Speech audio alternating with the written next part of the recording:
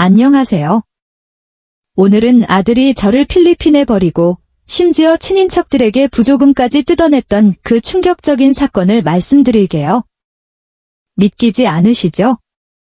그동안 숨겨졌던 진실과 제가 겪은 고통스러운 일들, 그리고 그 후 벌어진 일들을 알려드릴 테니 끝까지 함께 해주시면 감사하겠습니다. 그리고 구독까지 꼭 부탁드립니다. 저는 인천 동인천에서 태어나고 자랐습니다. 20살이 되던 해, 저는 서울에 사는 남편과 결혼을 했습니다. 남편은 당시 건설업계에서 막 성공의 길을 걷기 시작한 사람이었고, 저는 그의 곁에서 그 성공을 함께하며 가정을 꾸렸습니다. 경제적으로는 부족함이 없는 삶이었죠. 하지만 남편은 이를 핑계로 집을 비우는 날이 점점 많아졌고, 저는 늘 혼자였어요. 가족을 위해 돈을 벌어야 하니까 이해하려고 했지만 시간이 지나면서 그게 참 서글프더라고요. 남편은 가족보다는 항상 일, 사업이 우선이었으니까요. 제 하나뿐인 아들, 철수는 제 삶의 중심이었습니다. 아들만을 바라보며 하루하루를 살아갔고 그 아이의 성장이 제 유일한 행복과 위로가 되었죠. 철수는 어렸을 때부터 정말 똑똑한 아이였어요. 국민학교 때부터 공부를 곧잘 했고 선생님들한테도 칭찬을 많이 받았죠. 남편이 집에 없는 날이면 철수랑 둘이 앉아서 저녁을 먹으며 이런저런 얘기를 나누곤 했어요. 철수야, 오늘 학교에서 뭐 배웠어? 엄마, 오늘은 수학이랑 국어 공부했는데 선생님이 저 칭찬하셨어요. 그래, 우리 철수는 커서 큰 인물이 되라.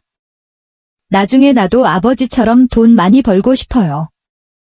철수야, 돈도 중요하지만 가족이랑 함께하는 시간도 소중한 거란다.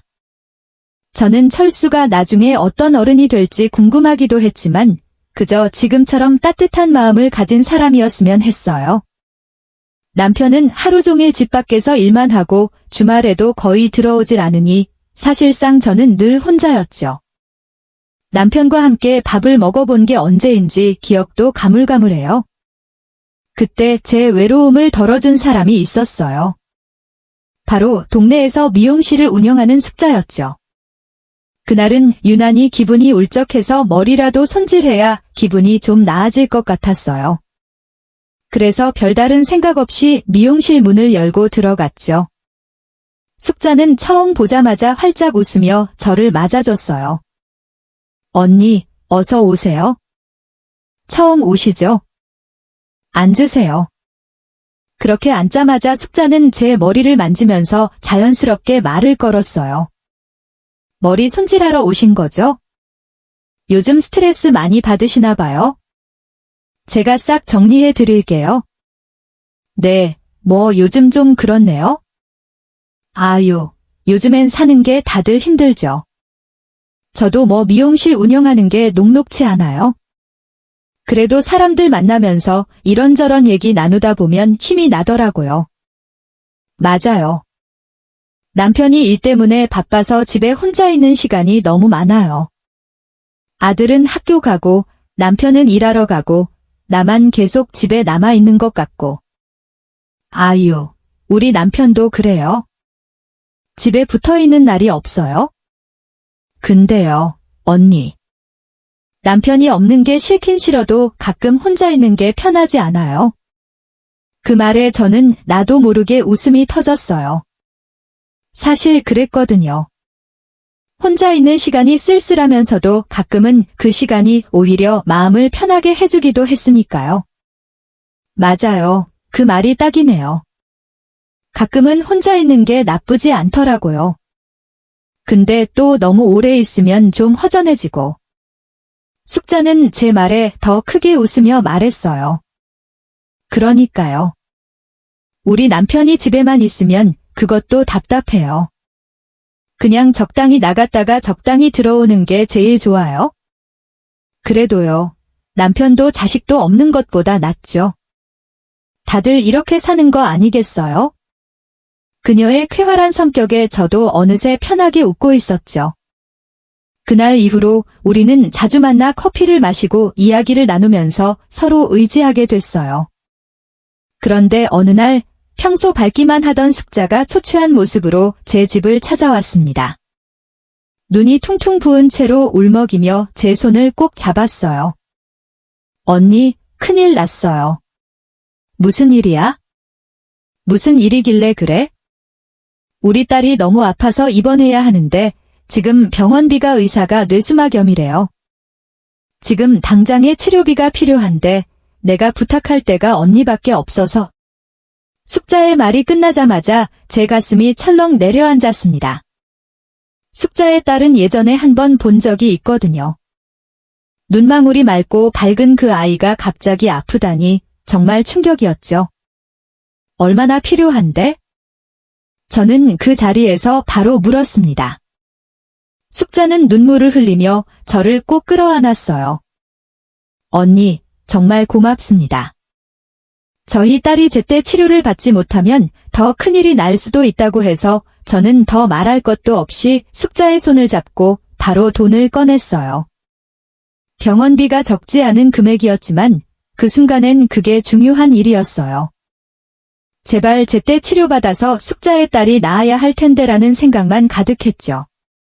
며칠 후 숙자가 다시 저를 찾아왔습니다. 이번엔 눈물이 맺힌 채로 웃고 있었어요. 언니, 우리 딸이 많이 좋아졌어요. 정말 감사해요. 언니 덕분에 치료받을 수 있었어요. 그 말을 듣는 순간 저도 모르게 눈물이 흘렀습니다. 제 작은 도움으로 한 생명이 다시 건강을 되찾았다는 생각에 가슴이 뭉클해졌어요. 사람의 생명을 살린다는 것이 이런 기분이구나 싶더라고요. 우리는 그 어느 때보다 더 가까워졌고 서로를 더 많이 의지하게 됐어요. 시간이 흘러 제가 큰 위기에 처했을 때 숙자와 그녀의 딸이 저에게 정말 큰 힘이 되어 주었습니다. 그러나 아들이 대학교를 졸업할 때쯤 닥친 비극은 너무나도 갑작스럽고 충격적이었어요. 사모님, 큰일 났습니다. 사장님이 현장에서 사고를 당하셨습니다. 병원으로 달려갔지만 남편은 이미 싸늘하게 식어 있었어요. 의사가 하는 말도 주위에서 위로하는 사람들의 말도 하나도 들리지 않았어요. 눈앞이 캄캄해졌고 세상이 무너져 내리는 기분이었죠. 남편이 남긴 건 그가 평생 모은 재산이었어요. 남편이 평생 일궈놓은 사업과 재산이 저와 아들에게 상속된 거죠. 저는 그 돈이 무겁기만 했어요. 남편과 함께했던 시간들이 다 사라진 듯한 기분이었고 재산이라는 건 그 빈자리를 전혀 채워주지 못했으니까요. 아들은 졸업 후 좋은 직장에 들어가 나름대로 잘 적응하고 있었어요. 얼마 지나지 않아 그 회사에서 일하던 직원과 결혼까지 하게 됐죠. 제가 보기엔 그저 평범한 신혼생활이었어요.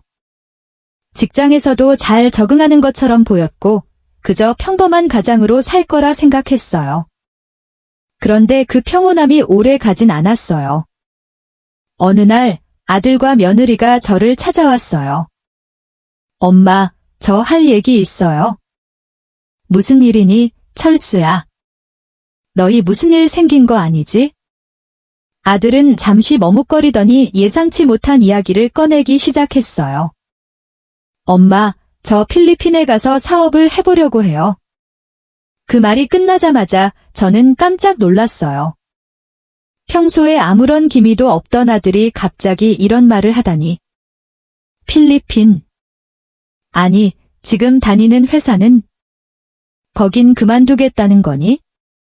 네, 잘 다니고 있긴 했지만 그곳에서 평생 일하는 게 제 꿈은 아니었어요.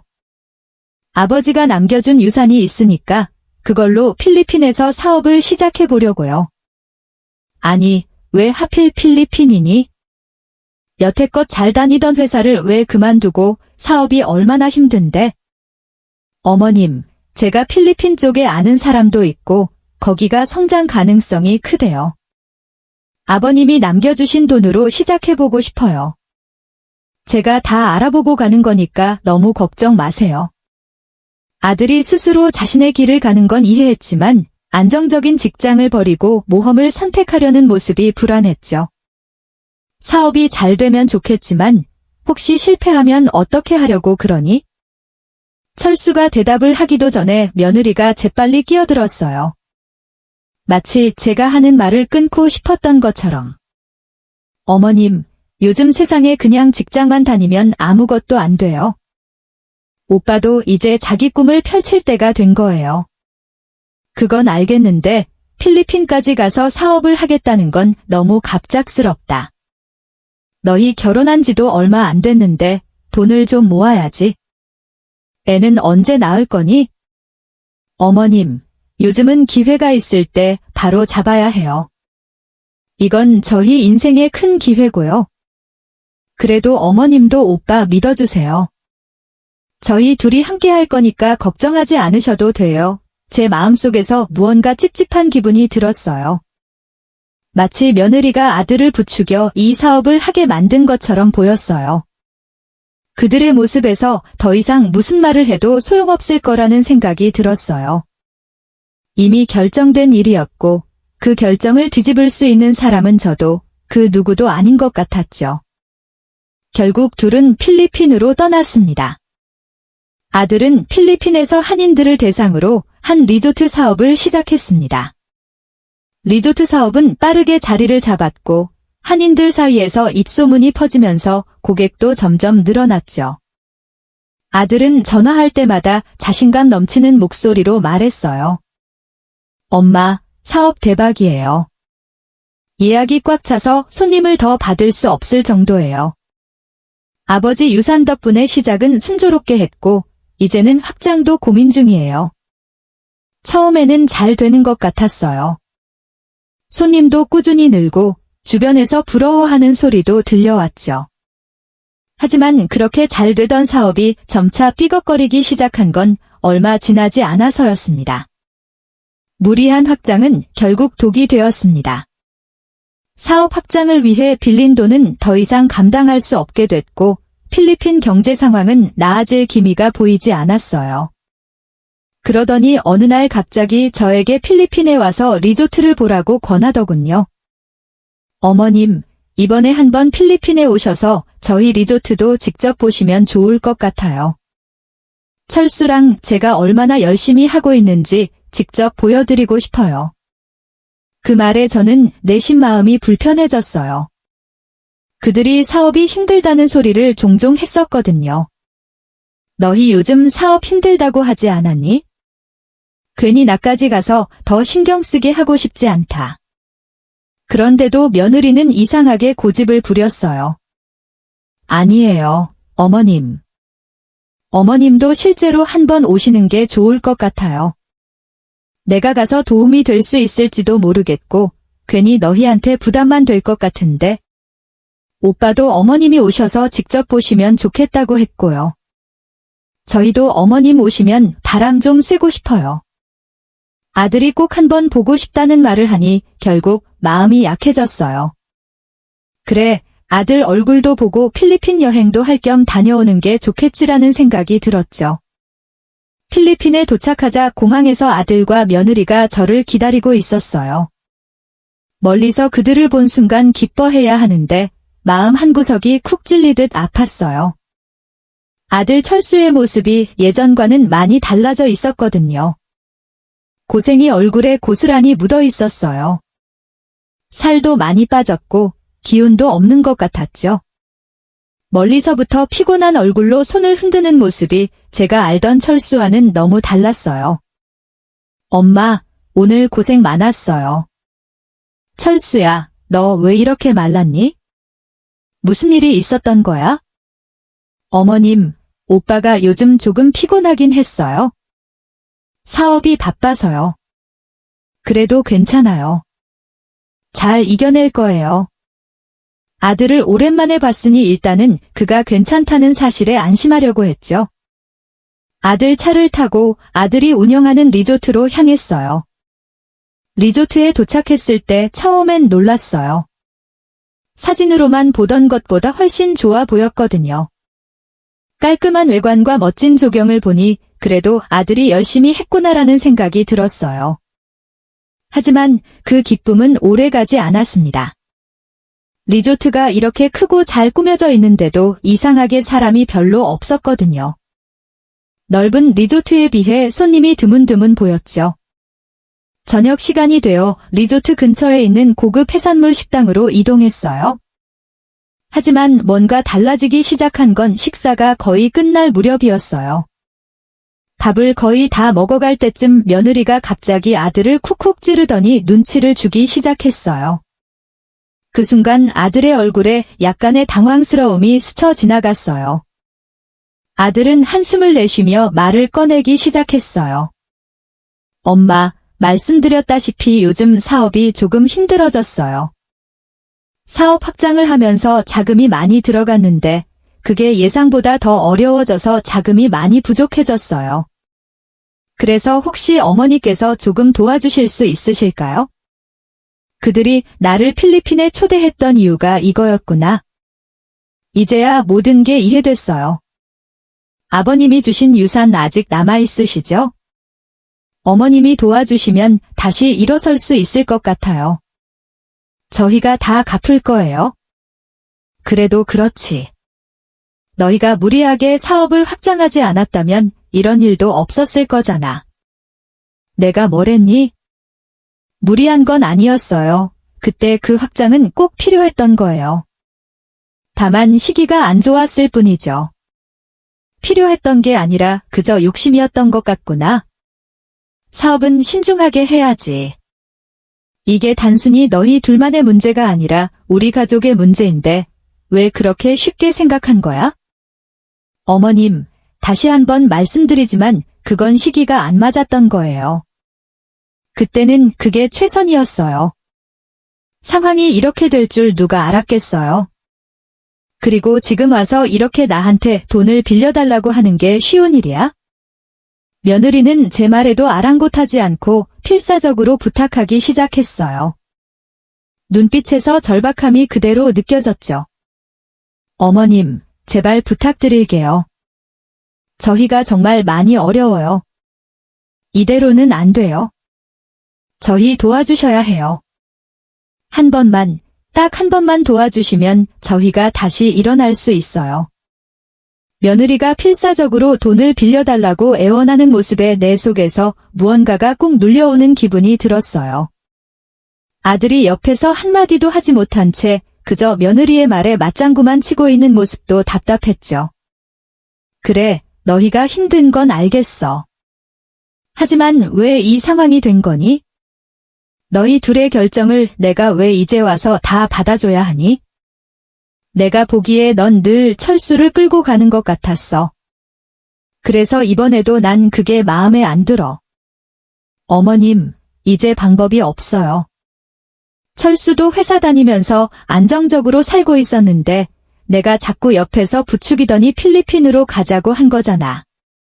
너희 둘이 떠나겠다고 했을 때도 그 결정이 너무 빠르다고 생각했어. 어머님, 저희는 함께 결정한 거예요. 제가 오빠를 부추겼다고요? 어머님, 그건 말도 안 되죠. 내가 볼 때 너는 뭐든지 급하고 항상 욕심을 부렸어. 그런데 지금 와서 내 욕심 때문에 이 사단이 난 거잖아. 그 말을 하자 며느리의 얼굴이 붉어졌어요. 눈에서 불꽃이 튀는 것 같았죠. 그동안 오빠랑 저 둘이서 얼마나 힘들게 일했는지 모르면서 그렇게 말씀하시면 정말 억울해요.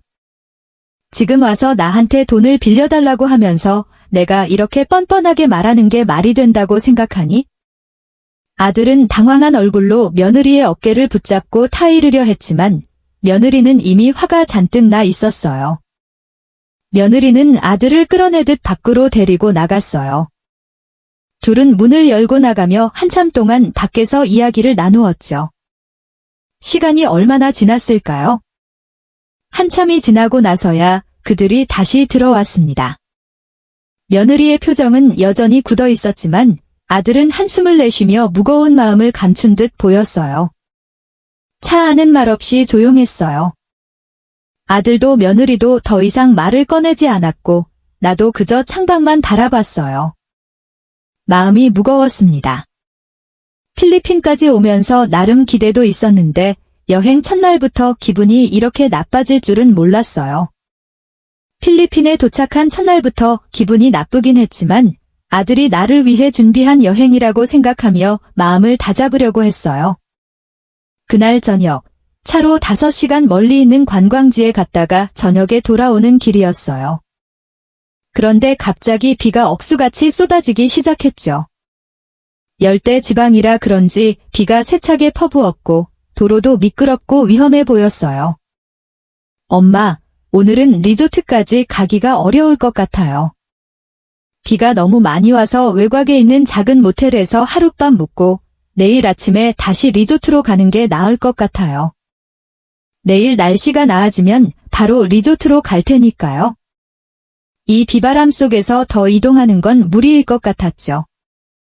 그래서 우리는 근처 외곽에 있는 작은 모텔로 들어가 하룻밤을 묵기로 했어요.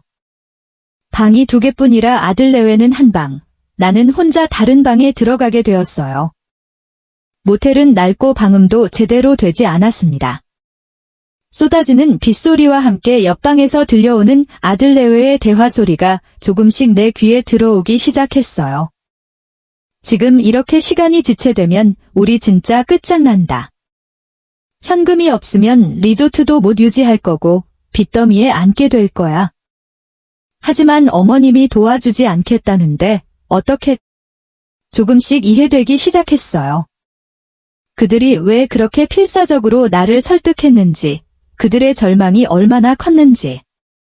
아들이 이렇게까지 몰렸는데 내가 그들을 그냥 외면해도 되는 걸까? 아들이 빚더미에 앉게 되는 상황을 내가 지켜보기만 할 수 있을까? 아들의 절망적인 목소리를 들으니 마음이 무너져 내리듯 흔들렸습니다. 밤새 고민하다가 그래, 내가 도와줘야겠구나라는 결심을 하고 잠이 들었어요. 하지만 잠을 이루기가 쉽지 않았죠. 밤새도록 빗소리와 풀벌레 소리가 들려왔고 모기 때문에 잠을 설칠 수밖에 없었어요. 게다가 축축한 공기 속에서 뒤척이다 보니 피곤함이 쌓여갔습니다. 아침이 밝아오고 새소리가 내 귀에 들어왔을 때 문득 눈을 떴습니다. 그런데 뭔가 이상했어요. 주변이 무척이나 조용했고 어딘가 텅 빈 느낌이 들었죠. 일어나서 창밖을 내다보니 깜짝 놀랄 일이 펼쳐져 있었어요.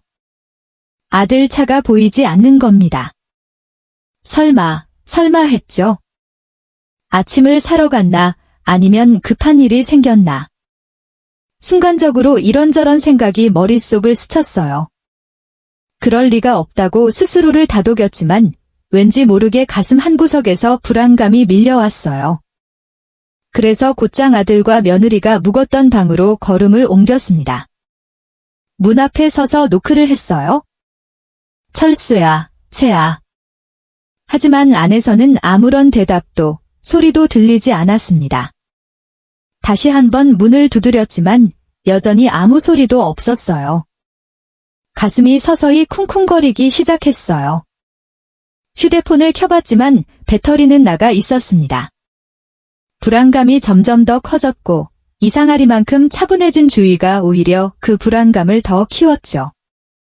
시간이 흘러 어느새 저녁이 되어가면서 마음속 불안은 공포로 변해갔어요. 고요한 방 안에서는 나 혼자만 덩그러니 남아있었습니다. 저녁이 되자 더 이상 견딜 수 없어 모텔 밖으로 나가보려 했어요. 그런데 밖에 나가자마자 무언가가 눈에 들어왔습니다. 어둠 속에서 움직이는 그림자들.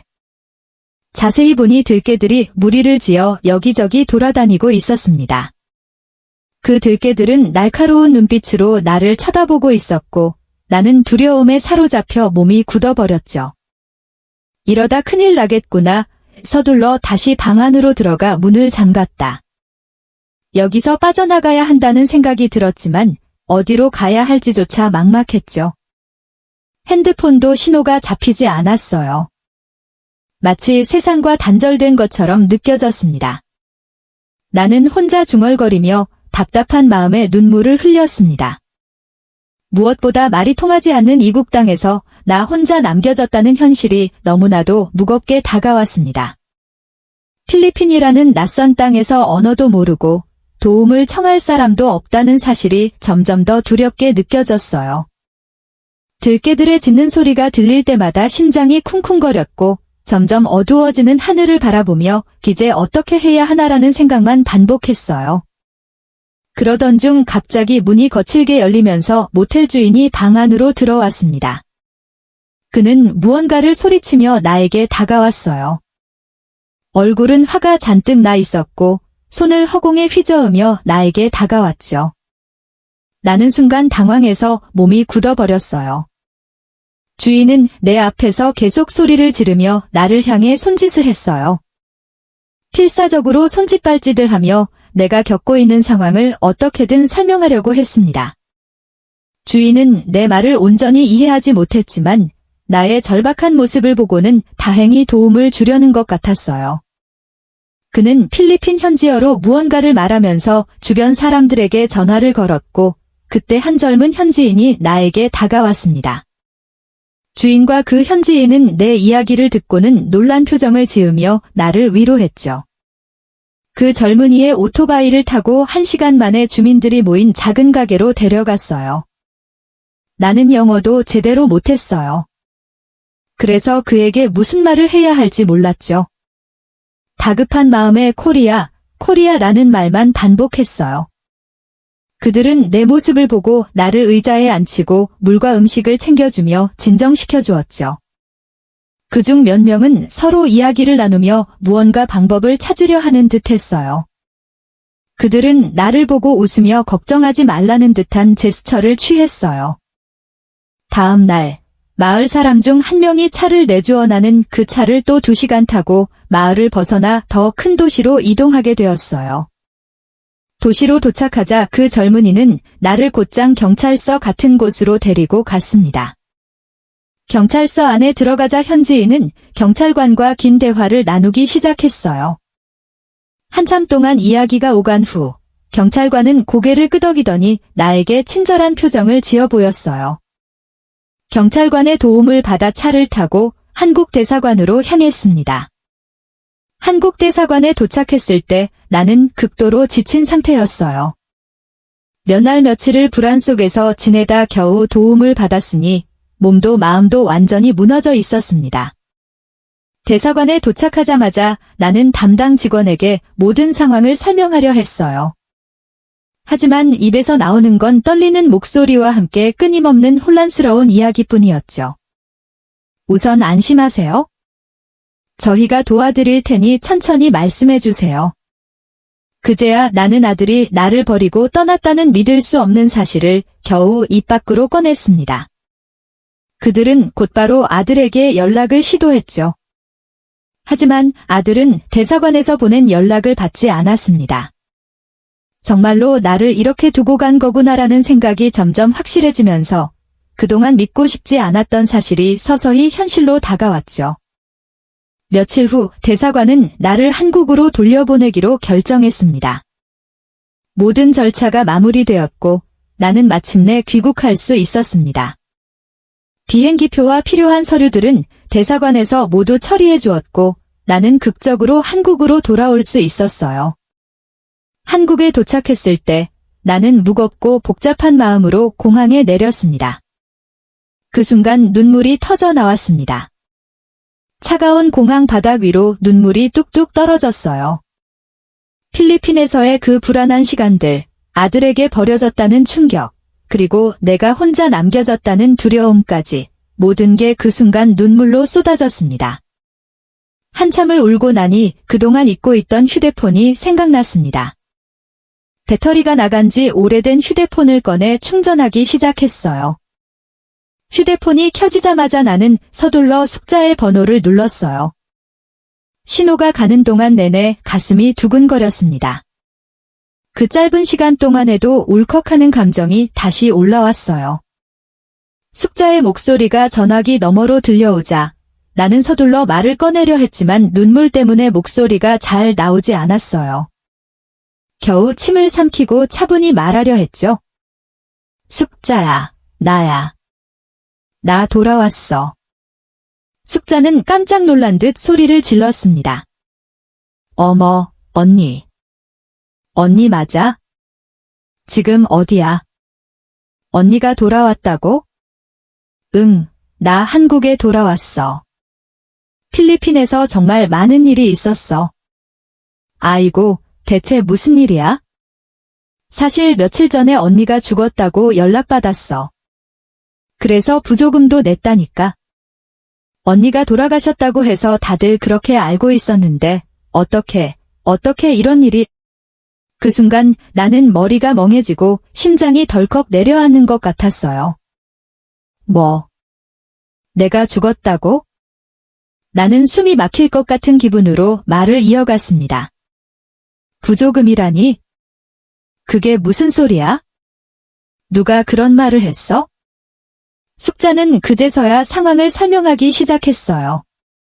아들 내외가 친척들과 지인들에게 내가 필리핀에서 사고로 죽었다고 연락을 돌렸다는 겁니다.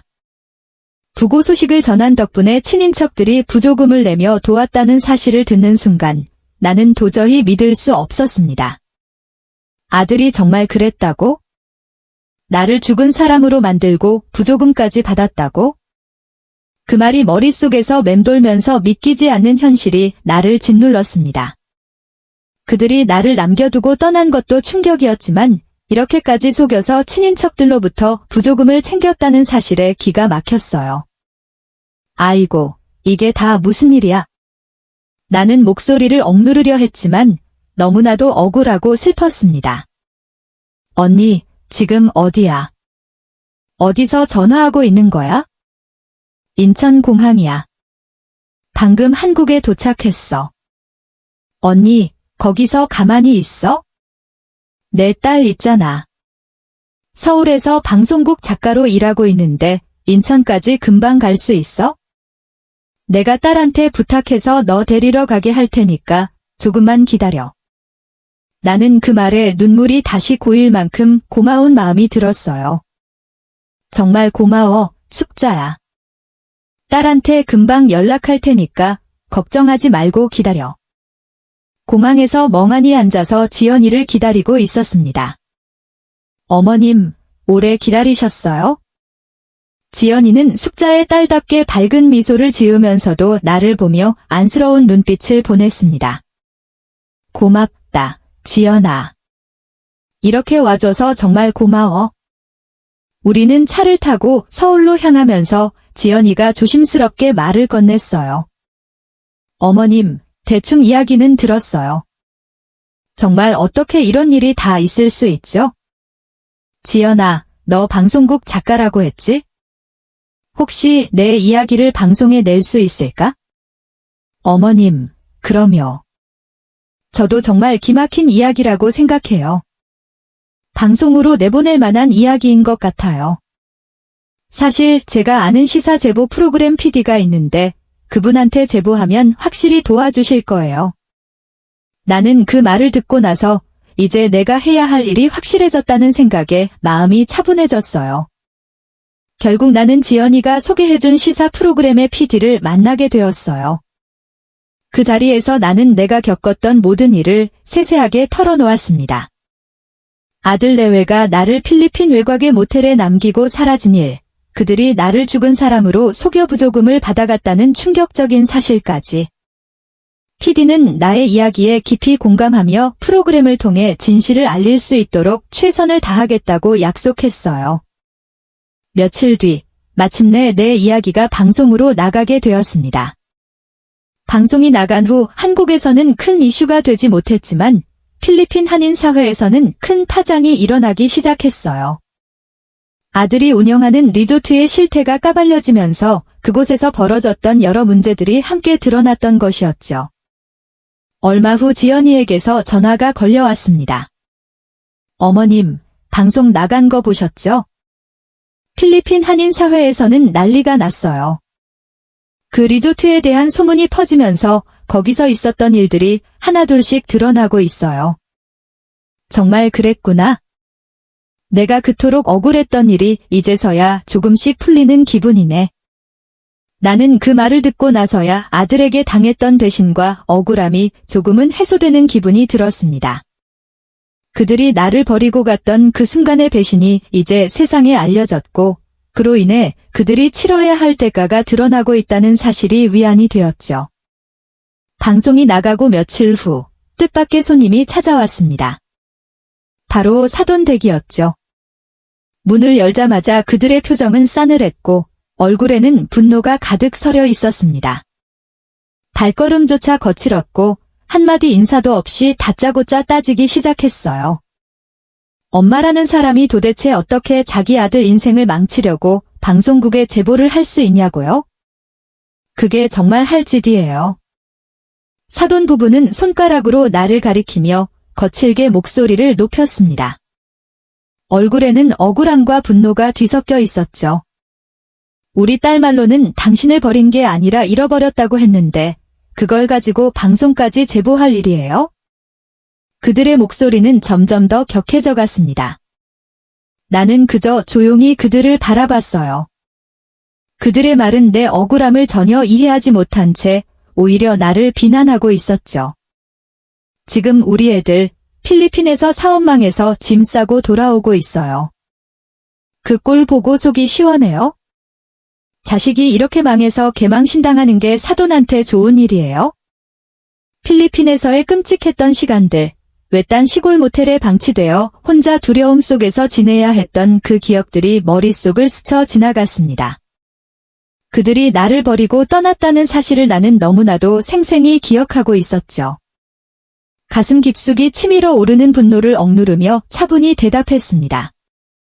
잃어버렸다고요? 그게 당신 딸이 하는 말인가요?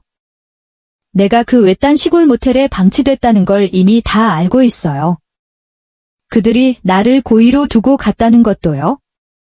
당신 딸과 내 아들이 나를 버린 겁니다. 변명을 아무리 해도 진실은 바뀌지 않아요. 말도 안 되는 소리 하지 마세요. 방송에 제보해서 우리 애들 사업 망하게 해놓고 이제 와서 무슨 진실 타령이에요? 그건 내 정당한 권리를 행사한 것뿐입니다. 내가 겪은 고통과 배신을 세상에 알리는 게 그렇게 잘못된 일인가요? 나는 결코 이 상황에서 물러날 생각이 없었죠. 당신들이 겪고 있는 고통은 그들이 자초한 겁니다. 내 아들이니 당신 딸이니 상관없어요. 그들이 사람을 함부로 대하고 버렸으니 이제 그 대가를 치르는 거예요. 뭐라고? 당신 소송할 겁니다. 가만두지 않을 거예요. 법정에서 두고 봐. 그들은 더 이상 말을 이어가지 못하고 마지막으로 침을 탁 뱉고 돌아서 나가버렸습니다. 문밖에서 거칠게 발걸음을 옮기며 분을 참지 못하는 그들의 모습이 어이없고 한심하게만 보였죠. 나는 그들이 떠난 뒤에도 미소를 지었습니다. 그들의 협박에도 전혀 두려움이 없었죠. 이제 그들이 소송을 걸든 무슨 말을 하든 나는 내 길을 가겠다고 결심했습니다. 며칠 후 지연이와 숙자와 나는 오후 내내 손뜨개를 하며 조용히 이야기를 나누고 있었어요. 따뜻한 햇살이 창문을 통해 들어오고 바람은 선선하게 불어오는 평화로운 시간이었죠. 숙자와 이런저런 얘기를 나누며 담소를 나누고 있는데 갑자기 초인종 소리가 울렸습니다. 나는 예상치 못한 방문에 잠시 당황했지만 누구일까 싶어 문을 열어보았죠. 문을 열자 그곳에 아들 내외가 서 있었습니다. 그들의 얼굴에는 세상의 모든 고통을 짊어진 듯한 표정이 가득했습니다. 그들은 내 앞에 무릎을 꿇으며 입을 열었어요. 엄마, 정말 미안해요. 우리가 정말 잘못했어요. 여기가 어디라고 찾아와? 어쩜 이렇게 뻔뻔하게 다시 찾아올 수 있어? 천하에 부끄럼 없는 것들. 숙자는 손에 들고 있던 손뜨개를 던지며 분노를 터뜨렸습니다. 그녀의 말에 아들 내외는 고개를 숙인 채 아무 말도 하지 못하고 있었습니다. 부조금으로 가져간 돈 다 떨어진 거야? 그래서 이렇게 귀여운 거지? 그 돈으로 잘 먹고 잘 살 줄 알았냐고? 나도 그들의 갑작스러운 방문에 멍하니 서 있을 수밖에 없었지만 숙자의 말이 마음을 찌르듯 아프게 느껴졌습니다. 숙자야, 잠깐만 자리를 비워줄래? 내가 이야기 좀 해볼게. 숙자는 나를 바라보며 안타까운 눈빛을 보냈습니다. 내 부탁에 결국 고개를 끄덕이며 자리에서 일어났습니다. 방 안에는 다시 정막이 흘렀습니다. 아들과 며느리는 여전히 고개를 떨군 채 눈물만 흘리고 있었죠. 어머님, 제발 한 번만 저희를 용서해 주세요. 입이 10개라도 할 말이 없습니다. 이제는 아무것도 남지 않았어요. 저희를 제발 도와주세요. 눈앞에 펼쳐진 그들의 악어의 눈물이 얼마나 한심스러운지 나는 차분히 앉아서 그들의 흐느낌을 바라보며 더 이상 어떤 감정의 동요도 느끼지 않았습니다. 내가 별다른 반응을 보이지 않자 며느리와 아들은 이제 슬슬 내 눈치를 보기 시작했습니다. 그러던 중 나는 갑자기 자리에서 일어났습니다. 나는 부엌에 놓여있던 바가지의 찬물을 퍼서 돌아왔습니다. 아들은 여전히 무릎을 꿇고 나를 올려다보며 입을 열려던 순간 나는 주저하지 않고 그 찬물을 아들의 얼굴에 확 뿌렸습니다. 물이 뿌려지는 순간 아들은 화들짝 놀라며 당황스러운 얼굴로 나를 쳐다보았죠. 엄마, 이게 무슨... 나는 곧바로 부엌에서 쌀을 한 뭉치 틀고 나왔습니다. 그들이 어리둥절한 표정으로 나를 바라보는 가운데 나는 쌀을 세게 그들 위로 뿌리기 시작했습니다. 쌀알이 사방으로 흩어지며 그들의 몸과 얼굴을 덮어갔습니다. 아들은 물론 며느리까지 입을 벌린 채 어이없어 하며 나를 쳐다봤죠. 재수가 없으려니? 썩 나가. 나는 다시 한번 쌀을 집어던지며 그들에게 소리쳤습니다. 다시는 내 앞에 나타나지 마. 내 집에 다시는 발도 들이지 말고 내 인생에서 썩 꺼져. 그들은 완전히 당황한 채 쌀알이 묻은 몸을 털며 서둘러 일어났습니다. 아들은 머뭇거리며 뭔가 변명하려 했지만 나는 단호하게 문을 가리켰습니다. 어서 나가. 더 이상 내 말 안 듣고 싶어. 그제야 그들은 더 이상 할 말이 없다는 듯 쫓기듯 문을 열고 나갔습니다. 나는 문이 닫히는 소리를 듣고 나서야 통쾌함과 해방감을 느꼈습니다. 그렇게 아들과 며느리가 떠나고 몇 년이 흘렀습니다. 그 사이 세월은 쏜살같이 지나갔죠. 어느 날 아들의 오래된 친구로부터 연락이 왔습니다. 갑작스러운 전화에 의아해하면서 전화를 받았죠. 그 친구는 다급한 목소리로 말을 꺼냈습니다.